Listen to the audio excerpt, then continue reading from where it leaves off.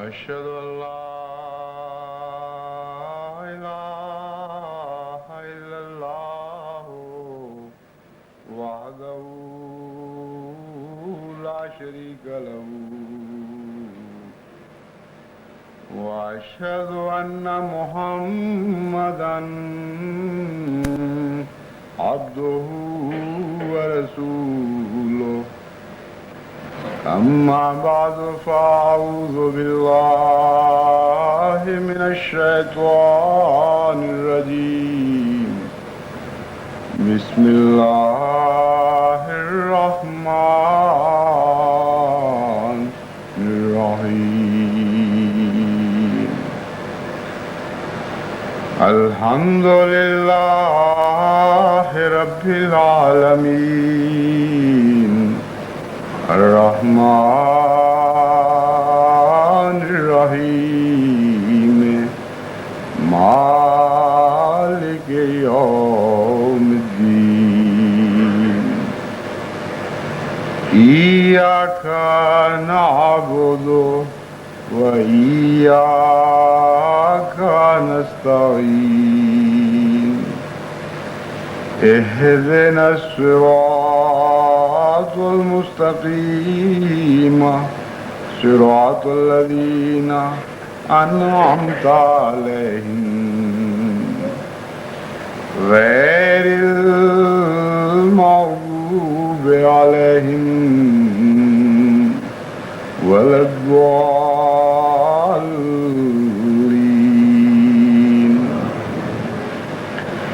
يا أيها الذين آمنوا استعينوا بالصبر والصلاة إن الله مع الصابرين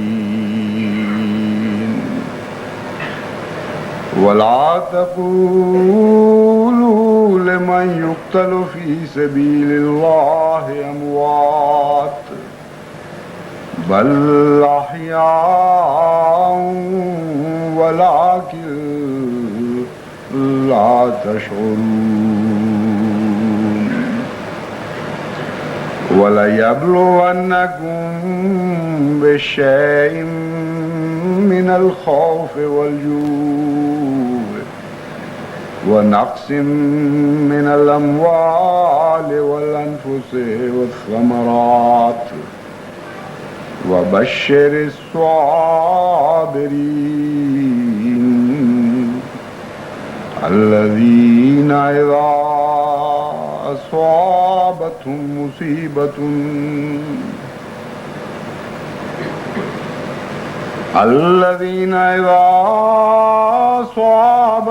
مصيبة قالوا إنا لله وإنا إليه راجعون أولئك عليهم صلوات من ربهم ورحمة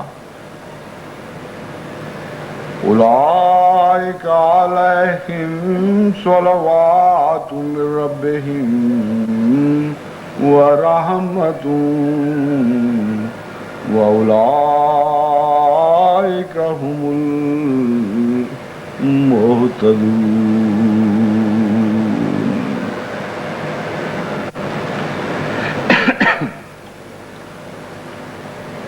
انسان کے مقدر میں خوف بھی ہے اور بھوک بھی ہے اور اموال کا نقصان بھی ہے اور جانوں اور پھلوں کا نقصان بھی ہے، اور اس امر کا مذہب سے کوئی تعلق نہیں۔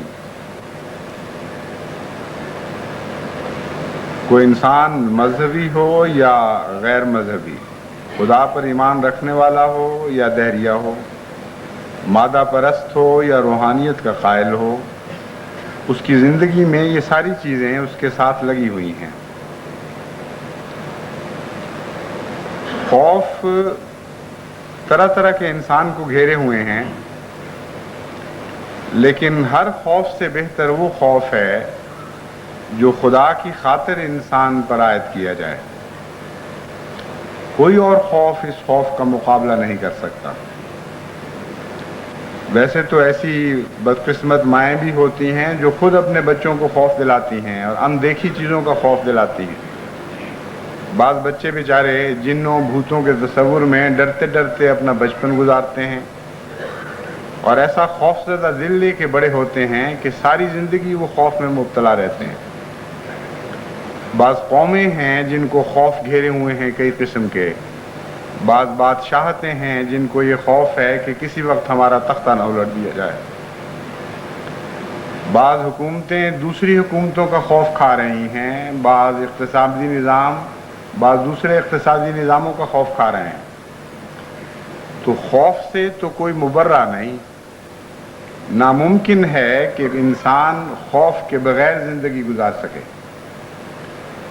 مگر قرآن کریم ایک ایسے خوف کا ذکر فرماتا ہے جو محض للہ ہو، انسان کا کوئی قصور نہ ہو، کوئی اس کی خواہش نہ ہو جو کسی دوسرے کی خواہش پر بد اثر ڈالنے والی ہو، کوئی اس کی حرص نہ ہو جس حرص کے نتیجے میں کسی غیر کا نقصان ہوتا ہو، کوئی علاقہ فتح کرنے کی تمنا نہ ہو، کوئی جبر اور حکومت کی تمنا اس کے دل میں نہ ہو، کوئی مراد ایسی نہ ہو جو دوسرے کی مراد سے ٹکراتی ہو، بلکہ خالصتاً وہ بنی نوع انسان کی بہبود کے لیے کوشاں ہو اور نیک ارادے رکھتا ہو.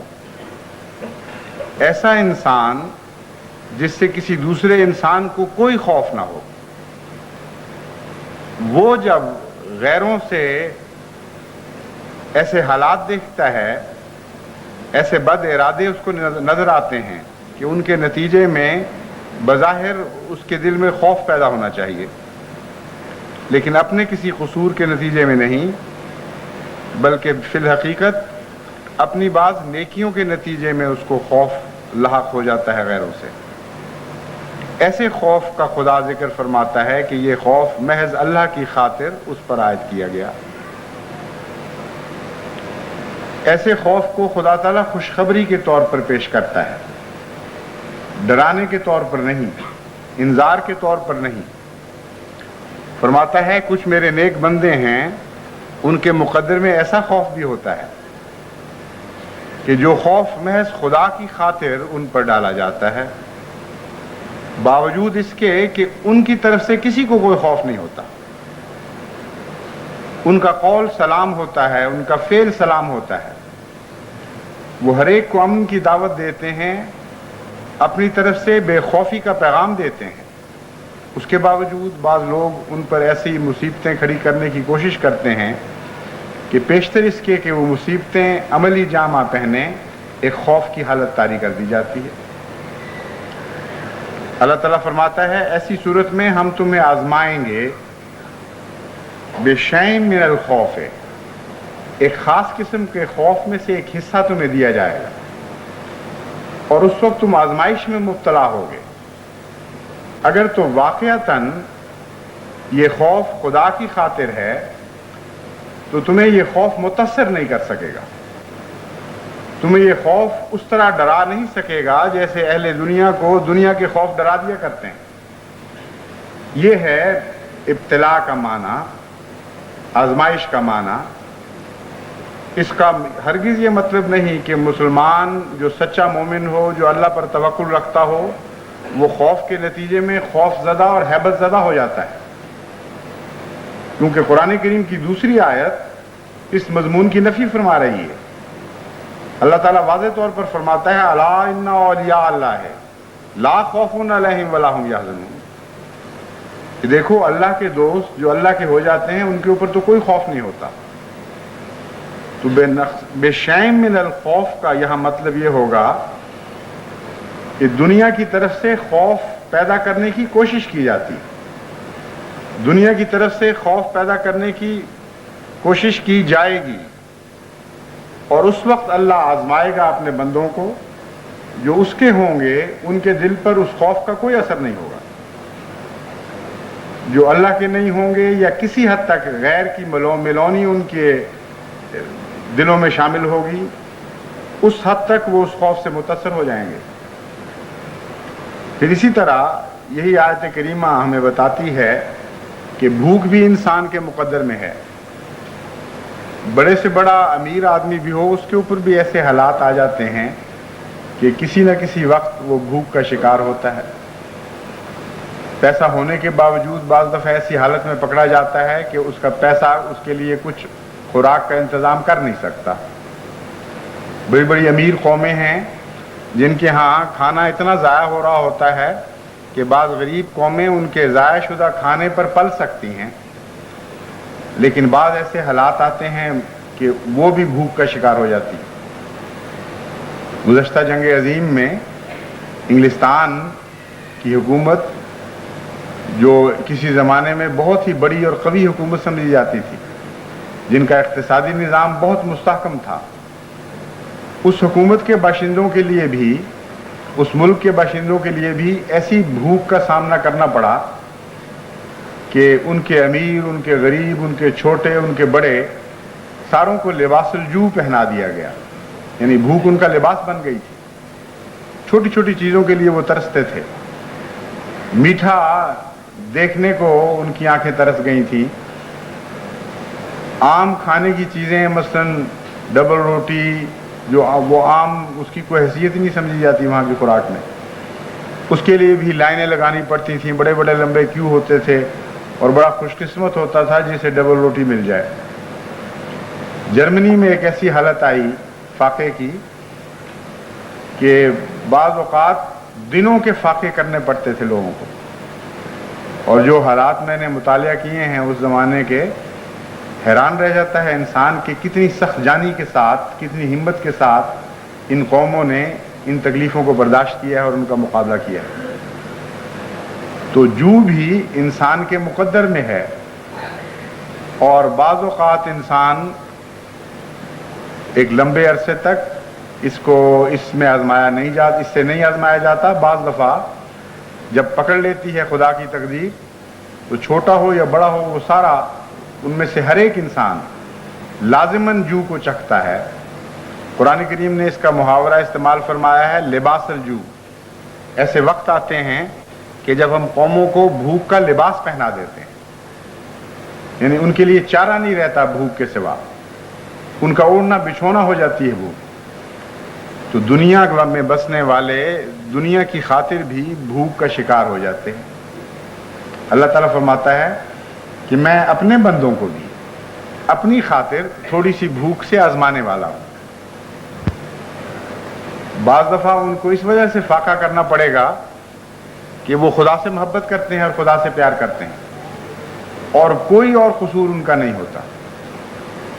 یہ وجہ نہیں ان کی بھوک کی کہ وہ نکمے ہیں، یہ وجہ نہیں ہے کہ قحط سالی ہے ملک میں، یہ وجہ نہیں ہے کہ ان کا اقتصادی نظام کسی دوسرے سے ٹکرایا اور ناکام رہا۔ کوئی دنیاوی وجہ ان کی بھوک کی آپ بیان نہیں کر سکتے سوائے اس کے کہ وہ اللہ سے محبت کرتے ہیں۔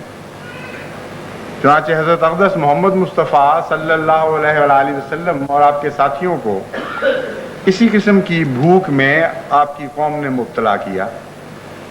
3 سال تک شیب ابی طالب میں، جو ایک وادی تھی ابو طالب کی، وہاں ان کو قید کیا گیا اور ان کا اقتصادی بائیکاٹ کیا گیا، اور بڑے لمبے عرصے تک قبیلے پہرے دیتے رہے کہ کوئی ان کا دوست مخفی طور پر بھی ان کو کھانے کی چیز نہ پہنچا سکے۔ چنانچہ بہت سے صحابہ ان تکلیفوں کی وجہ سے جاں بحق ہو گئے۔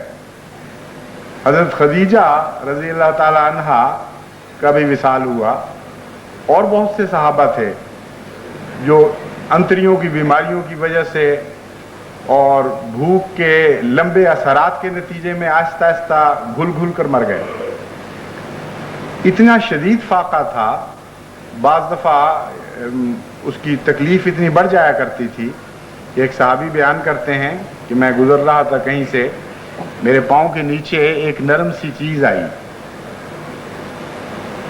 مجھے یہ ڈر تھا کہ اگر میں نے دیکھا کہ وہ کیا ہے تو مجھے ہو سکتا ہے مجھے معلوم ہو جاتا کہ وہ ایک گندگی ہے، مجھے یہ معلوم ہو جاتا کہ وہ ایک کیڑا ہے مکروہ قسم کا جس کو میں کسی قیمت پہ بھی کھا نہیں سکتا، لیکن بھوک کی اتنی شدت تھی کہ میں برداشت نہیں کر سکتا تھا، اس لیے میں نے اسے دیکھا نہیں، اسے اٹھایا اور اپنے گلے میں اس طرح لٹکایا اپنے حلق میں کہ زبان کو مس بھی نہ کر سکے، یہ نہ پتہ لگے کہ وہ چیز کیا تھی۔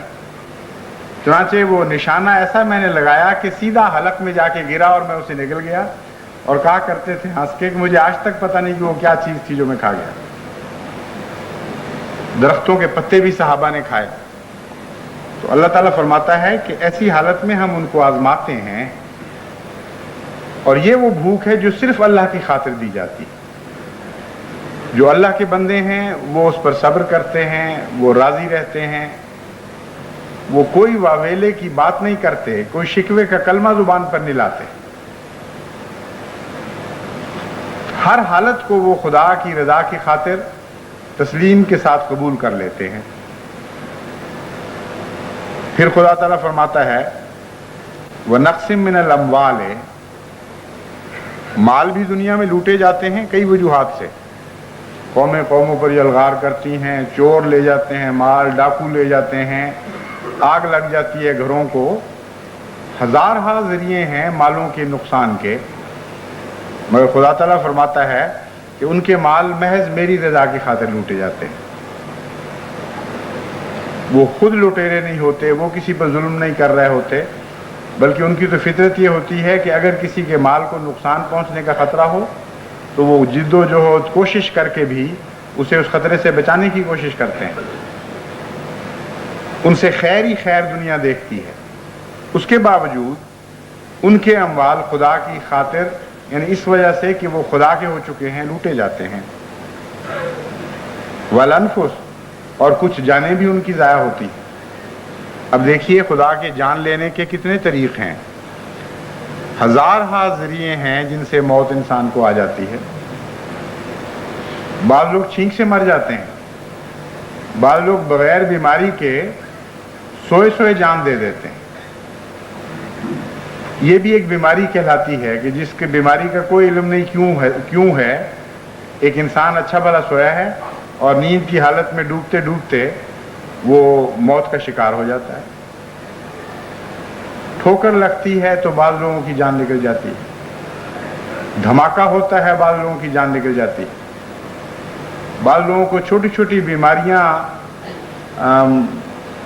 برداشت نہیں کر سکتے، وہ ان کی اس چھوٹی بیماری سے بھی جان دے دیتے ہیں، بعض بڑی بیماری سے جان دے دیتے ہیں، بعض چھوٹے جانور کے ڈسنے سے بھی مارے جاتے ہیں۔ چنانچہ ایسے واقعات بھی ہوتے ہیں کہ بھیڑ کاٹ گیا کسی کو اور اس کی جان نکل گئی۔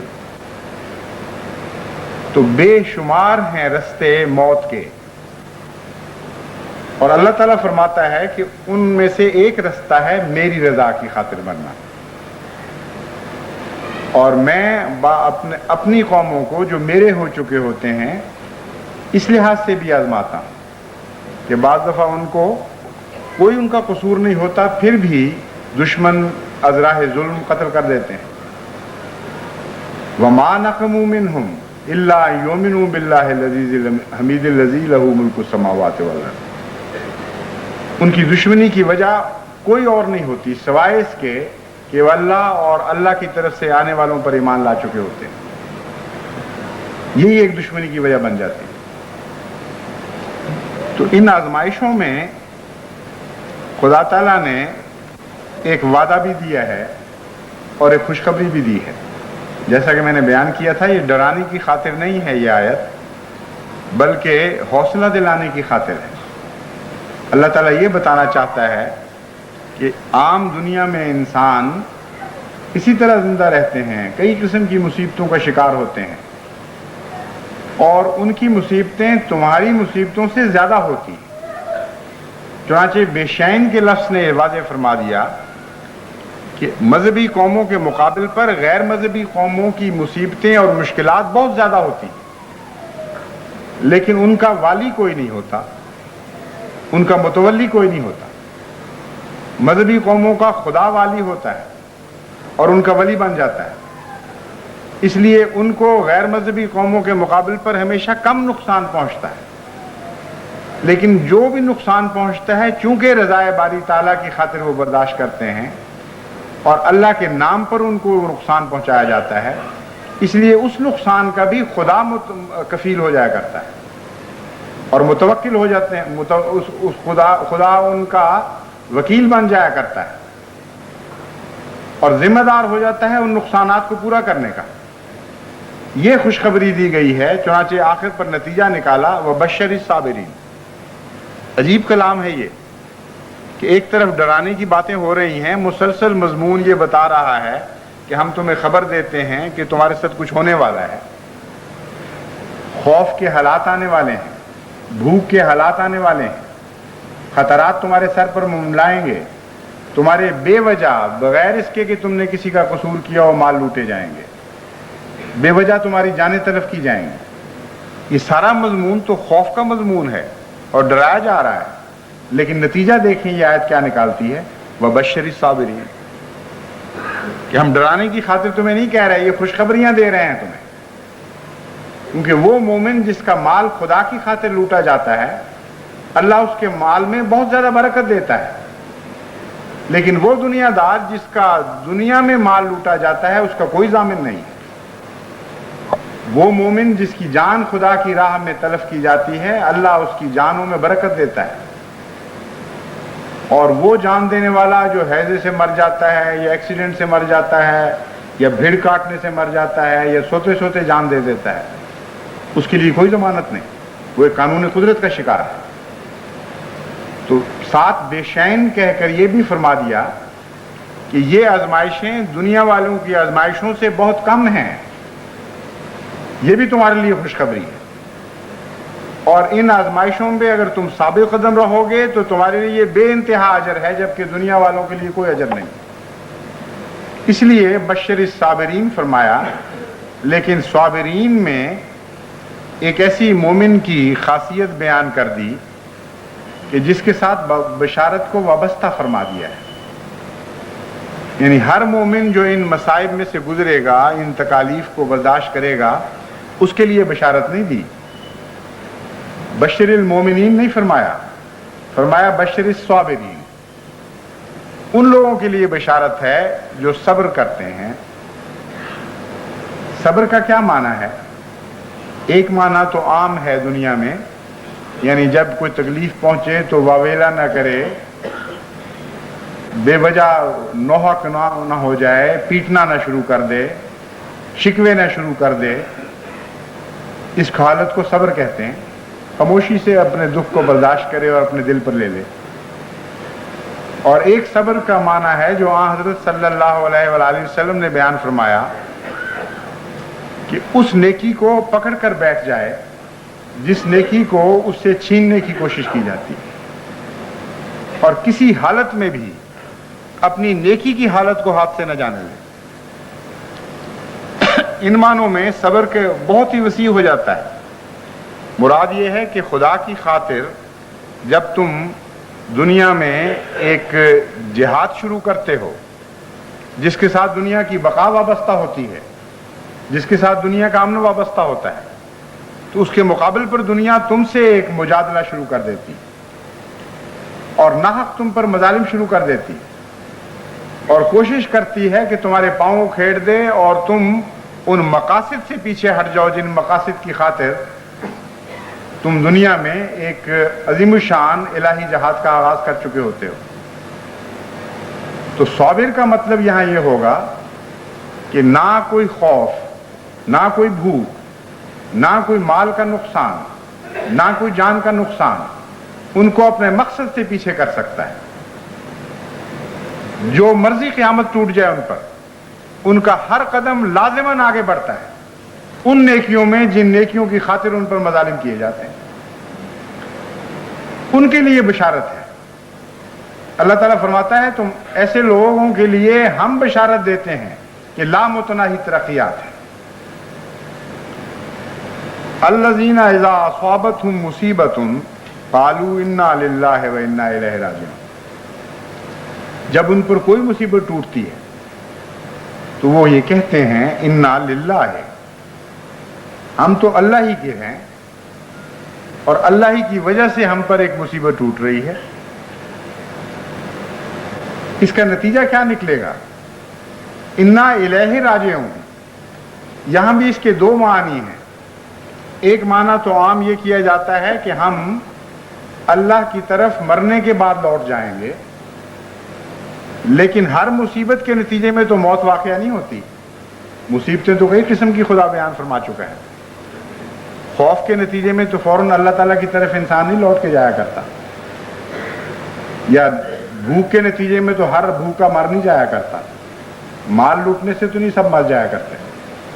تو یہاں ہر مصیبت کے نتیجے میں جب وہ یہ کہتے ہیں انا للہ و انا الیہ راجعون، تو اس کا کیا مطلب ہے؟ اس کا مطلب یہ ہے کہ وہ یہ کہتے ہیں کہ تم مصیبتیں ہم پر اس لیے ڈال رہے ہو کہ ہم اپنے خدا سے دور ہٹ جائیں، لیکن تمہاری عائد کردہ مصیبتیں ہمیں اور زیادہ خدا کے قریب کر دیتی، ہم اپنے رب کی طرف اور تیزی کے ساتھ لوٹ جاتے ہیں۔ چنانچہ حضرت مسیح موعود علیہ السلام نے ایک شعر میں دراصل اسی آیت کی تفسیر فرمائی ہے۔ آپ فرماتے ہیں عدو جب بڑھ گیا شور و فغاں میں، نہاں ہم ہو گئے یار نہاں۔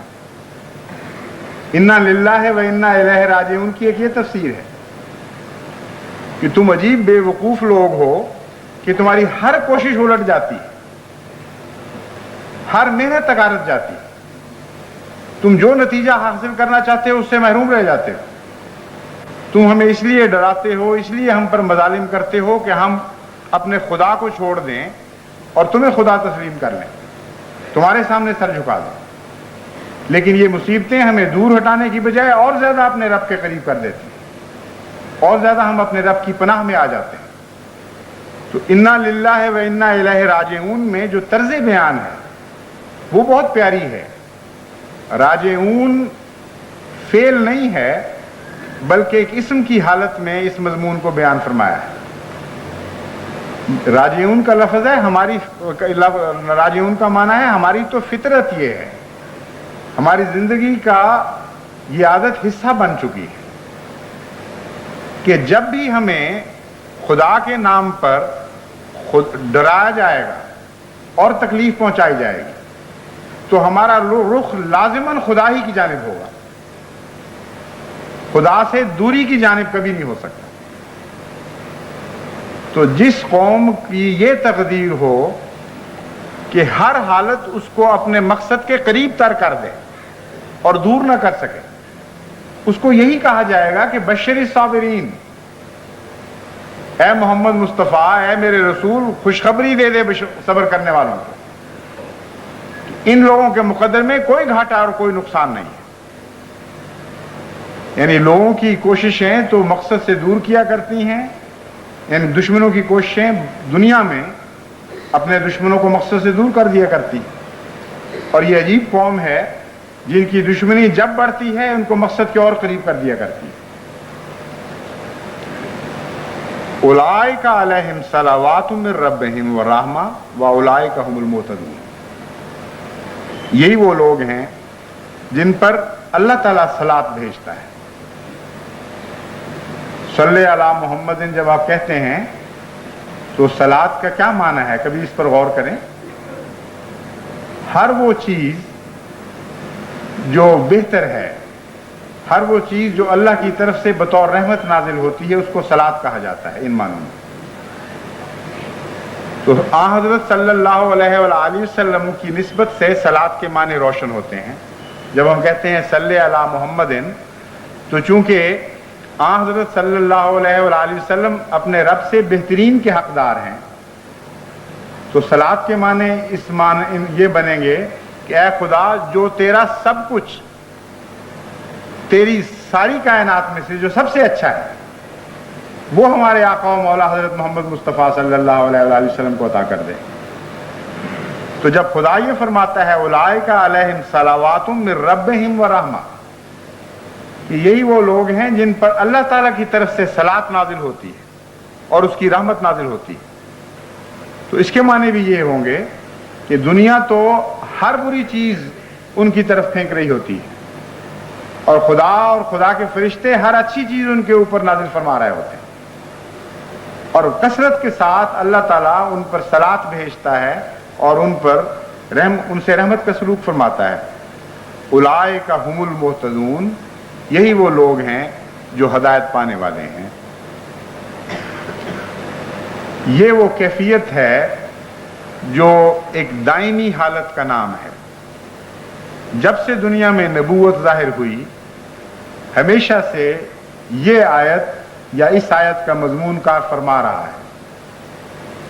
ایک دن بھی ایسا نہیں آیا کہ اللہ کے نام پر کسی نے کوئی آواز بلند کی ہو اور مخالفوں نے ان کے ساتھ وہ سلوک نہ کیا ہو جن کا اس آیت میں ذکر ہے، اور ایک دن بھی ایسا نہیں آیا کہ جب مخالف اپنے اس سلوک کے نتیجے میں کامیاب ہو گئے۔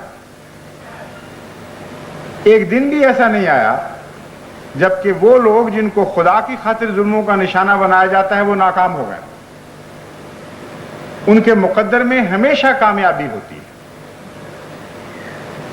اور اللہ تعالیٰ ان کو مگر یہ نصیحت فرماتا ہے کہ تمہاری اپنی کوشش سے کچھ نہیں ہو سکے گا، اس لیے ہم تمہیں یہ ہدایت دیتے ہیں کہ ہماری طرف رجوع کیا کرو کثرت کے ساتھ۔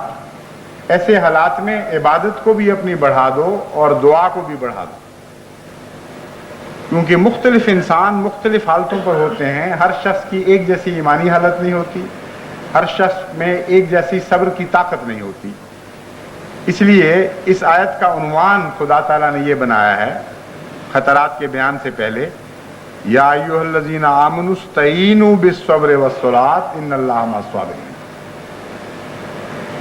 اے وہ لوگو جو ایمان لائے ہو، ہم تمہیں بتاتے ہیں کہ تمہارے اندر فی ذات ہی کوئی طاقت نہیں ہے، نہ تم میں صبر کا حوصلہ ہے، نہ تمہیں برداشت کی طاقت ہے، نہ تم دنیا کا مقابلہ کر سکتے ہو، کیونکہ تم ایک کمزور جماعت ہو، ایسی کمزور ہو کہ لوگ تمہیں ظلم کا نشانہ بناتے ہیں۔ طاقتور کو تو کوئی ظلم کا نشانہ نہیں بنایا کرتا۔ اس کیفیت کو پیش نظر رکھتے ہوئے اللہ تعالیٰ فرماتا ہے استعینوا بالصبر والصلاۃ، ہم یہ حل تمہیں بتاتے ہیں کہ تم خدا سے مدد مانگنا صلاۃ کے ذریعے اور صبر کے ذریعے۔ یہاں صلاۃ کا معنی ہے عبادت کرنا، وہ چیز جو ہماری طرف سے خدا کی طرف جاتی ہے، اور یہ معنی اس معنی کے بظاہر الٹ ہیں۔ جب خدا صلاۃ بھیجتا ہے تو وہ عبادت نہیں کرتا بندے کی، وہ صلاۃ کے نتائج پیدا فرماتا ہے، اس لیے وہاں بھی لفظ صلاۃ استعمال ہوتا ہے۔ جب بندے کو صلاۃ کی تاکید کی جاتی ہے تو یہ صلاۃ بالکل اور معنی بن جاتی ہے۔ یہاں ہے عبادت کرنا، خدا کے حضور جھکنا، اپنا کچھ نہ رہنے دینا، سب کچھ اس کا بنا دینا، اس سے پیار اور محبت کا تعلق جوڑنا۔ اور اس کی تشریح نماز میں حضرت صلی اللہ علیہ وآلہ وسلم نے ہمیں یہ بتائی، جو اتحیات میں ہم پڑھتے ہیں، التحیات للہ والصلوات والطیبات، کہ صلوات کیا چیز ہیں؟ یہ اتحیات ہیں، یہ تحفے ہیں۔ صلوات میں بہترین کا مضمون وہاں بھی تھا جہاں خدا بندے پر صلاۃ نازل فرماتا ہے، اور بہترین کا مضمون یہاں بھی ہے جہاں بندہ عبادت کے ذریعے خدا کا قرب ڈھونڈتا ہے۔ ایسا حیرت انگیز کامل نظام ہے اسلام کا کہ ہر چیز ایک دوسرے کے ساتھ مربوط ہے۔ جب بندے کو صلاۃ کا حکم دیا تو اس کا معنی یہ کر دیا خود ہی، التحیات ہو، صلاۃ نام ہے تمہارے تحفوں کا، اور یہ جاہل سے جاہل آدمی بھی جانتا ہے کہ تحفہ چنتے وقت انسان گندی چیز نہیں چنا کرتا، ادنا چیز نہیں چنا کرتا، بلکہ بہترین چنتا ہے، اور اس کی پیکنگ بھی بعض دفعہ بہت اچھی کرتا ہے، بہت خوبصورت رنگ میں سجا کر پیش کرتا ہے۔ تحفے کے اندر یہ بات داخل ہے کہ سب سے اچھی چیز ہو، اور تحفہ ہر دوسرے مالی تبادلے سے مختلف چیز ہے۔ صدقہ دیتے وقت بعض لوگ جو یہ نہیں سمجھتے کہ خدا کی خاطر دے رہے ہیں وہ ادنا چیز چن لیا کرتے ہیں. ٹیکس دیتے وقت لوگ کم سے کم دینے کی کوشش کرتے ہیں. جب زمینوں کی حد بندی ہو رہی ہو اور کچھ زمین دینی پڑے تو وہ کلر والا ٹکڑا چنیں گے یا ناکارہ چنیں گے کہ یہ دے دیا جائے. صرف ایک تحفہ ہے جس میں تحفہ دینے والا بہترین چیز چنتا ہے، اور اگر وہ بدترین چنے گا تو وہ تحفہ رہے گا ہی نہیں. تحفے کی ذات کے خلاف ہے یہ بات کہ گندی چیز دی جائے. تو اللہ تعالیٰ فرماتا ہے ہم تمہیں نصیحت کرتے ہیں، ایسے واقعات آنے والے ہیں کہ جن کے نتیجے میں تمہیں صلاۃ کی ضرورت پڑے گی. اور صلاۃ اس عبادت کو کہتے ہیں جو بہترین ہو، جس میں انسانی زندگی کا بہترین حصہ شامل ہو، پیار اور محبت کے نتیجے میں کی جائے. اور تحفے نے ہی یہ بات بھی ہم پر روشن کر دی کہ عبادت قبول نہیں ہو سکتی جب تک اس میں محبت الہی نہ ہو، کیونکہ تحفہ صرف محبت کے نتیجے میں ہوتا ہے. جبر کا اس میں کوئی پہلو نہیں ہے.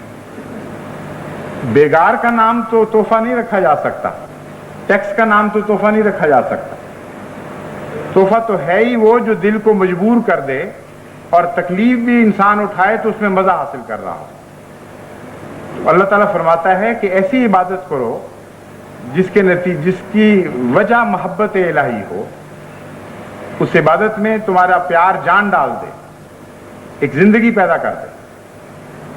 اور ایسی حالت میں اپنے رب سے مدد مانگا کرو کہ تمہارا دل غفور محبت سے اس کے لیے اچھل رہا. والصبر، اور نماز پر صبر سے قائم ہو جاؤ. کسی حالت میں بھی اس صلاۃ کی حالت کو نہیں چھوڑنا. اور دوسرا معنی ہے استعینوا بالصبر. بظاہر اگر تمہاری دعا قبول نہ بھی ہوتی ہو تب بھی تم نے دعا نہیں چھوڑنی. بظاہر تم یہ دیکھ رہے ہو کہ خدا تعالیٰ سے ہم مانگ رہے ہیں اور وہ نہیں دے رہا، تو استعینوا بالصبر کا مطلب یہ ہے کہ تم نے پیچھے نہیں ہٹنا، مانگتے چلے جانا ہے. جیسا کہ بارہا حضرت خلیفۃ المسیح ثانی یہ مثال دیا کرتے تھے اولیاء اللہ کی حکایات میں سے. وہی مثال صادق آتی ہے اس آیت پر. ایک ولی کے متعلق بیان کیا جاتا ہے کہ وہ ہر روز رات کو تہجد میں ایک دعا مانگا کرتا تھا، اور ہر روز اللہ تعالیٰ کی طرف سے اس کو آواز آیا کرتی تھی کہ ہم نے تیری دعا قبول نہیں کی. اس کا ایک مرید تھا جو اس کے ساتھ کھڑا ہوا کرتا تھا. چند دن اس کو بھی یہ آواز آئی. بعض الہامات میں ساتھیوں کو بھی شامل کر لیا جاتا ہے. چنانچہ یہ تو حضرت صلی اللہ علیہ وآلہ وسلم سے بھی ثابت ہے کہ وہی یہ قرآن کے بعض دفعہ کاتبوں کو بھی وہی لفظ سنائی دیے. تو بہرحال اس کو بھی یہ آواز آتی تھی کہ خود یہ دعا کر رہا ہے میرا پیر اور اللہ کہتا ہے کہ تیری دعا نامقبول. چند دن میں وہ تھک گیا اور بیزار ہو گیا. اس نے اپنے پیر و مرشد سے عرض کی کہ یہ کیا حالت میں دیکھ رہا ہوں. روزانہ اللہ تعالیٰ آپ سے فرماتا ہے کہ میں نے رد کر دی ہے آپ کی دعا، اور روزانہ اٹھ کر پھر وہی دعا شروع کر دیتے. انہوں نے کہا تم اتنی جلدی تھک گئے ہو، میں 12 سال سے یہ دعا کر رہا ہوں اور میں نہیں تھکا، کیونکہ میں جانتا ہوں کہ وہ مالک ہے اور میں فقیر ہوں. فقیروں کا کام مانگنا ہے اور مالک کا کام ہے چاہے تو دے چاہے تو نہ دے. اس لیے میں تو بہرحال اپنی عبودیت کی حالت کو قائم رکھوں گا اور مانگتا چلا جاؤں گا. جب اس نے یہ فکرہ کہا تو اس وقت اس کو الہام ہوا کہ اے میرے بندے، میں نے تیری یہ دعا بھی قبول کر لی ہے اور اس عرصے میں تو نے جتنی دعائیں مانگی ہیں وہ ساری قبول کر لی. یہ معنی ہیں استعینوا بالصبر والصلاۃ، کہ تم اپنی دعاؤں سے عاجز نہ آ جانا، اس غلط فہمی میں مبتلا نہ ہو جانا کہ خدا تعالیٰ سن نہیں رہا. بعض دفعہ وقتی طور پر بعض کمزور انسانوں پر اندھیروں کا وقت آ جاتا ہے اور وہ قومی مسئلے کو نہیں سمجھ رہے ہوتے. وہ بھول جاتے ہیں اس آیت کے مضمون کو کہ کچھ نہ کچھ کے اوپر تو لازماً مصیبت پڑنی. ساری قوم بحیثیت قوم نہیں بچائی جاتی، بعض افراد کو قربانی دینی پڑتی. وہ یہ سمجھتے ہیں غلطی سے کہ ہماری دعا قبول نہیں، تو اللہ تعالیٰ شروع میں ہی ان کو بتا دیتا ہے کہ تم نے صبر کا دامن ہاتھ سے نہیں چھوڑنا. چنانچہ پہلی آیت میں جو 2 چیزیں بیان فرمائی گئیں، آخر پر وہی 2 نتائج پیدا کیے گئے ہیں. استعینوا بالصبر والصلاۃ میں صبر کی تلقین فرمائی اور صلاۃ کی تلقین فرمائی، اور نتیجہ کیا نکالا؟ بشر الصابرین، جو صبر کرنے والے ہیں ان کو خوشخبری دے دیا ہے محمد مصطفیٰ صلی اللہ علیہ وسلم کہ تمہارا صبر قبول ہو گیا ہے درگاہ الہی میں. اور جو صلاۃ کا جواب تھا وہ اس طرح دے دیا، اولئک علیہم صلوات من ربہم. اے بندو، ایک وقت وہ تھا کہ تم صلاۃ بھیج رہے تھے اپنے خدا کے حضور، اب خدا کی صلاۃ تم پر نازل ہو رہی، وہ ساری باتیں تم پر خدا سے بے انتہا بڑھ کر لوٹ رہی ہیں. یہ ہیں خوشخبریاں جن کا اس آیت میں ذکر ہے، اور بعض لوگ غلطی سے سمجھتے ہیں کہ ڈرایا جا رہا ہے. اس میں ڈرانے کی کون سی بات ہے؟ اس میں تو خوشخبریوں، کامیابیوں اور عظیم کامیابیوں کی بشارتیں دی گئی ہیں. بس جماعت احمدیہ بھی انہی الہی جماعتوں میں سے ہے جن کے اوپر بلا قصور ظلم کیے جاتے ہیں، باوجود اس کے کہ تمام دنیا کے ہم خیر خواہ ہیں. اس خیر خواہی کے نتیجے میں ظلم و ستم کا سلوک کیا جاتا ہے ہمارے ساتھ. ہم دعائیں دے رہے ہوتے ہیں، مخالف گالیاں دے رہے ہوتے ہیں. ہم سچائی سے کام لے رہے ہوتے ہیں، وہ مسلسل جھوٹ پر جھوٹ بولتے چلے جاتے ہیں. اور یہاں تک حالت ہو چکی ہے کہ اگر ہم جھوٹ کے جواب میں یہ لکھیں کہ تم جھوٹ بول رہے ہو، خدا کے واسطے قوم پر ظلم نہ کرو، تو کہتے ہیں اچھا تم ہمیں اشتعال دلاتے، تم ہمارے جھوٹ کو جھوٹ کہہ رہے ہو، اس سے بڑا ظلم کیسے ہو سکتا ہے؟ تمہیں جرت کہ ہم جھوٹے الزام لگائیں اور تم انکار کر دو کہ یہ الزام درست نہیں. اس سے بڑھ کر بھی کوئی حالت ہو سکتی ہے کسی قوم پر؟ اور کھلم کھلا جماعت احمدیہ کے خلاف اشتعال انگیزی کی تعلیم دی جا رہی ہے سارے ملک میں. گھر لوٹنے کی تعلیم دی جا رہی ہے، مال لوٹنے کی تعلیم دی جا رہی ہے، قتل و غارت کی تعلیم دی جا رہی ہے. اور ان سب سے زیادہ تکلیف دہ یہ کہ خدا کے گھر لوٹنے کی تعلیم دی جا رہی ہے اور ان کو برباد کرنے کی تعلیم دی جا رہی ہے، ان کو منہدم کر دو. اس کے نتیجے میں بعض بیچارے نادان جن کو خود علم نہیں، وہ ایسی حرکتیں کر بیٹھتے ہیں اور جگہ جگہ سے جماعت احمدیہ کے بے شیم والی کیفیت، بے شیم من الخوف والجوع ونقص من الاموال والانفس کی اطلاعیں آ رہی ہیں. ابھی پچھلے دنوں کچھ عرصہ پہلے سندھ میں ہمارے ایک بہت ہی ہر دل عزیز استاد جو سارے علاقے میں بڑے ہی محبوب تھے، عبدالحکیم ابڑو، وہ نہایت ظالمانہ طور پر شہید کیے گئے تھے.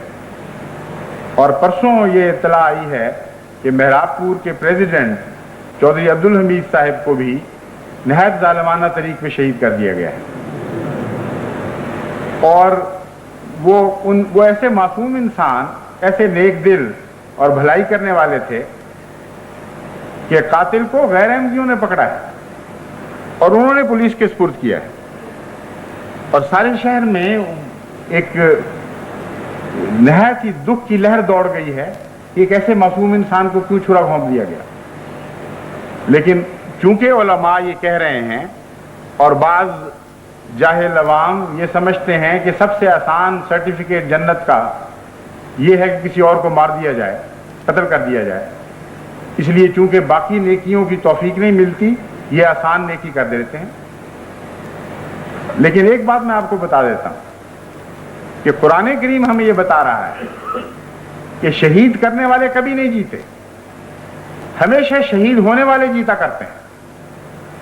مال لوٹنے والوں کے اموال میں کبھی برکت نہیں پڑی، ان کے اموال میں برکت پڑتی ہے جن کے خدا کی وجہ سے مال لوٹے جاتے ہیں. پھل برباد کرنے والوں کے اپنے پھل مصائب کا شکار ہو جاتے ہیں اور وہ اپنی محنتوں کے پھلوں سے محروم کر دیے جایا کرتے ہیں. اور خدا کی وجہ سے جن کے پھل برباد کیے جاتے ہیں اللہ تعالیٰ ان کے پھلوں میں برکت دیتا ہے. ہر وہ چیز جو خدا کی خاطر خدا کی ماننے والی قومیں لوٹایا کرتی ہیں، ہر اس چیز میں اللہ تعالیٰ برکت دیتا ہے۔ بس جہاں تک ہمارا تعلق ہے، ہمیں تو اپنے مقصد سے کوئی چیز ہٹا نہیں سکتی۔ ہر دکھ ہمیں خدا سے اور زیادہ قریب کر دے گا۔ چنانچہ میں جانتا ہوں کہ ہر شہادت کے بعد خوف کے خط نہیں آتے، بلکہ یہ خط آتے ہیں منتیں لیے ہوئے کہ خدا کے لیے ہمارے لیے دعا کریں کہ اللہ ہمیں بھی شہادت کی توفیق عطا فرمائے۔ جس قوم کی یہ حالت ہو، اس قوم کو کون شکست دے سکتا ہے؟ کوئی سوال پیدا نہیں ہوتا۔ قرآن کریم فرماتا ہے لِيَهْلِكَ مَنْ هَلَكَ عَنْ بَيِّنَةٍ وَيَحْيَىٰ مَنْ حَيَّ عَنْ بَيِّنَةٍ، کہ دیکھو اس مقابلے میں تو بینہ ہی جیتے گی۔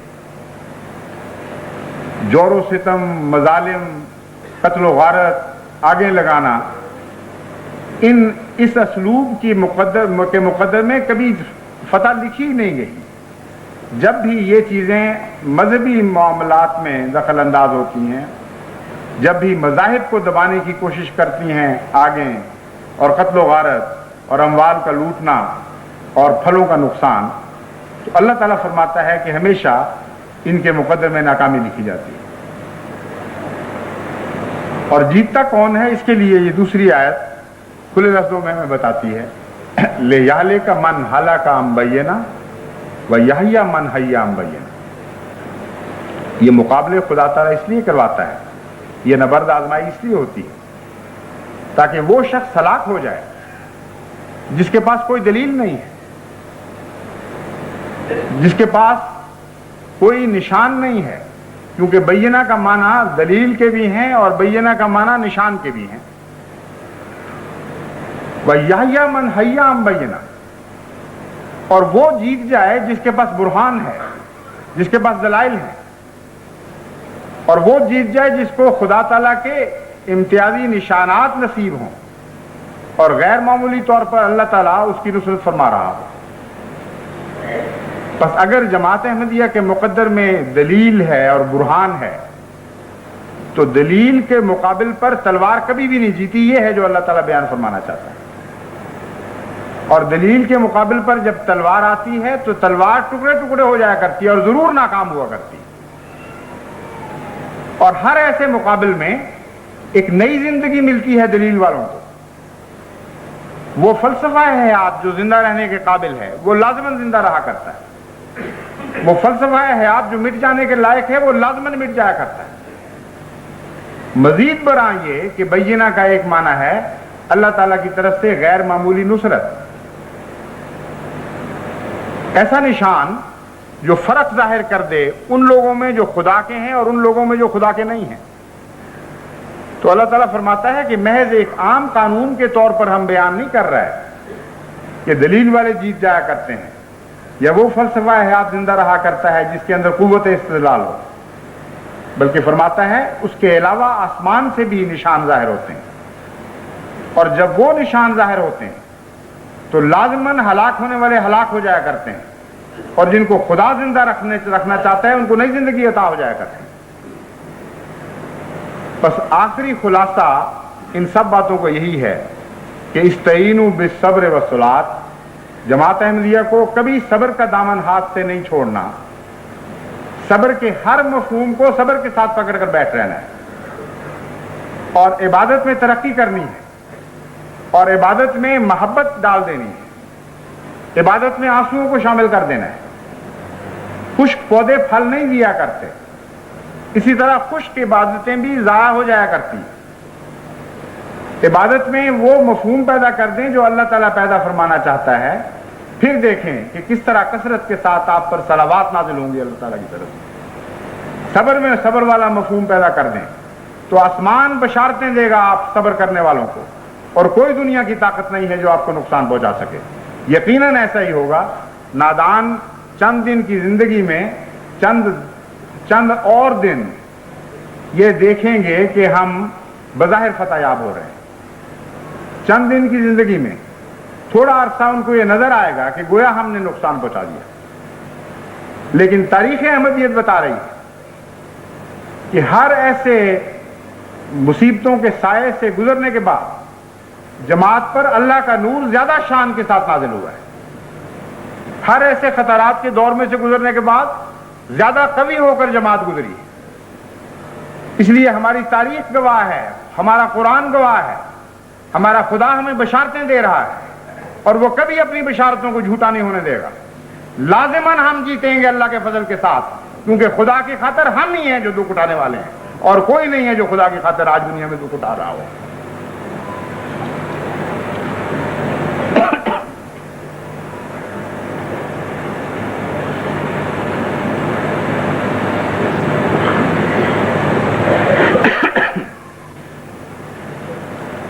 الحمدللہ نحمدہ ونستعینہ ونستغفرہ ونؤمن بہ ونتوکل علیہ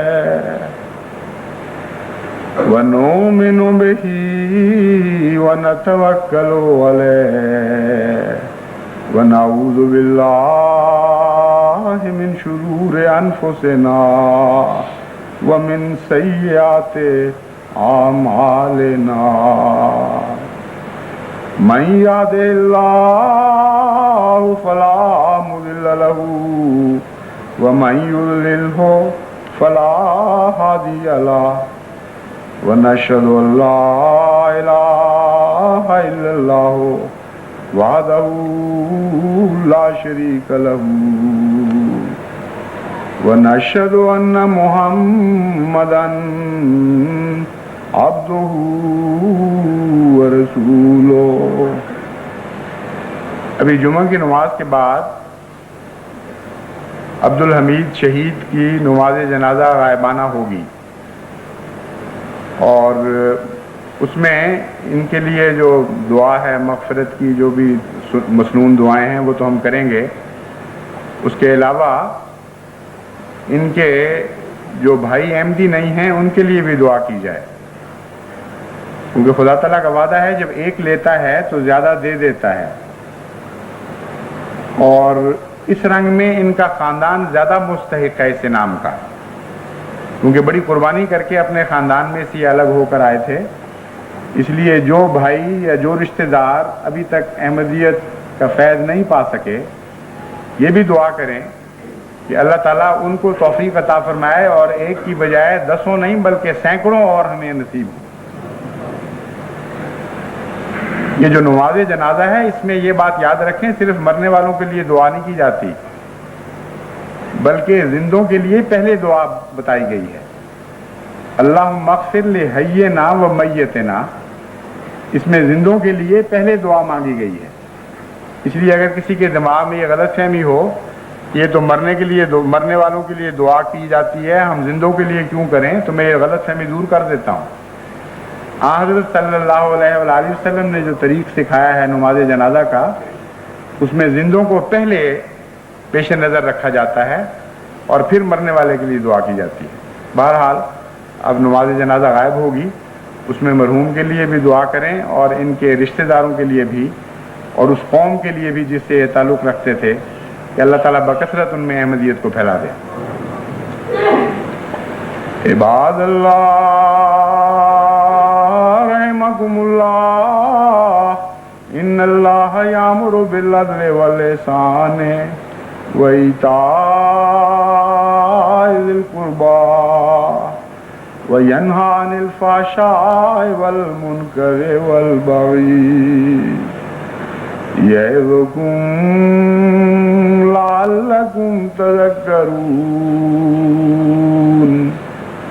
اذکروا اللہ یذکرکم وادعوہ یستجب لکم ولذکر اللہ اکبر.